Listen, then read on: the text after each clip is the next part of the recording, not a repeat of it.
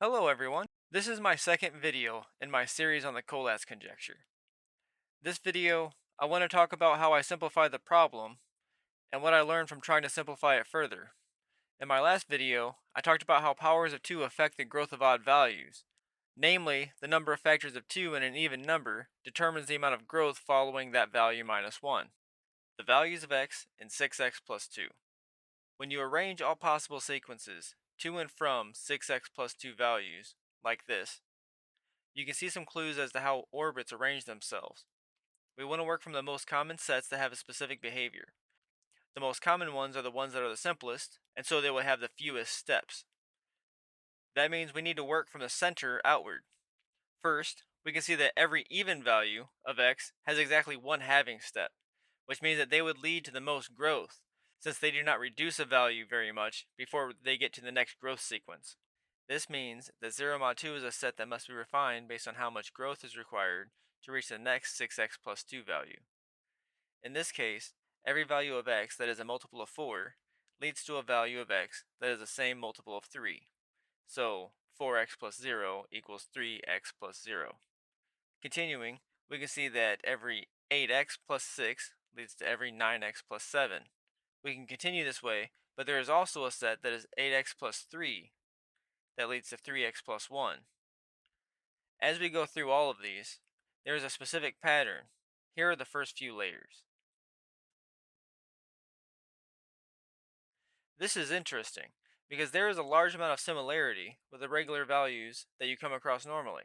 You can see the 1, 5, and the rest that used to lead to 1 now all lead to 0, and all the values that used to lead to 5 now lead to 1.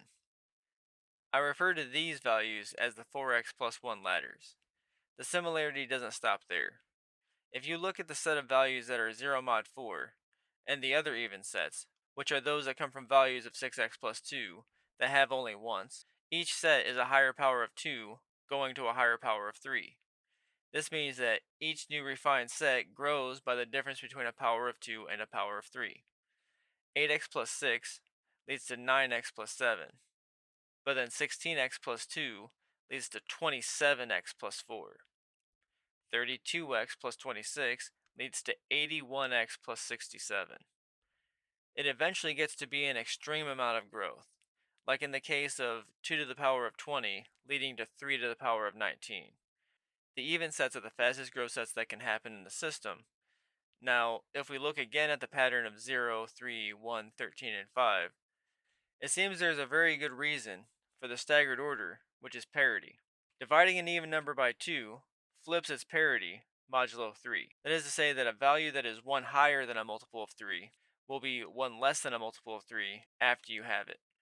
That parity flipping causes the ordering to stagger. This brings me to the last part, what I call the transport matrix. The values of x and 6x plus 2 follow 2 dimensions of this staggered ordering. First is the same 0, 3, 1, 13, 5 set, but each one of these sets are also split binarily. Parity causes half of them to follow staggered residue patterns, while the rest of them follow a straight binary ordering.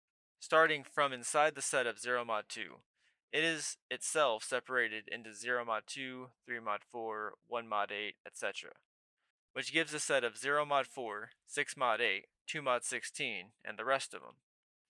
The 3 mod 4 sets do not follow the staggering due to parity. They instead organize in a straight binary fashion.